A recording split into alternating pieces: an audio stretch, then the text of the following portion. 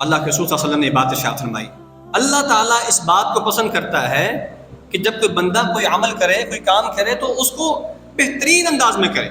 جو اس کا بہترین انداز ہو سکتا ہے اس میں کرے۔ یعنی مثال کے طور پر اگر میں جمعہ پڑھانے کے لیے آیا ہوں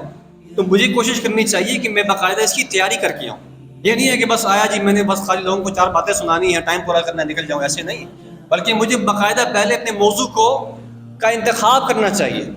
پھر اس موضوع سے متعلقہ چیزوں کو تیار کرنا چاہیے، حالات حاضرہ سے متعلقہ چیزوں کو اس میں ڈالنا چاہیے، تب جا کے میں ایک اچھے انداز سے ڈیلیور کر سکتا ہوں، کوئی بات کر سکتا ہوں۔ لیکن اگر خالی میں نے قصے کہانیاں سنانی ہیں تو پھر یہ زیادتی ہو رہی ہے۔ میں اگر امام ہوں، نماز پڑھانا چاہتا ہوں، تو مجھے چاہیے کہ میں نماز پڑھانے کے اصول و ضوابط سیکھوں،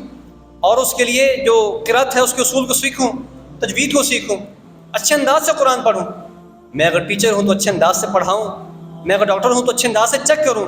اور دیگر شعبوں میں جہاں بھی جو لوگ کام کر رہے ہیں اپنے کام کو بہترین انداز سے کرنا۔ فرمایا کہ اللہ تعالیٰ اس عمل کو پسند کرتا ہے۔ آپ ایک فوجی ہیں تو اس مارکے کے اندر جو آپ لڑنے کے لیے آپ کو بھیجا گیا ہے اس میں سب سے بہترین انداز میں مردانہ وار لڑیں۔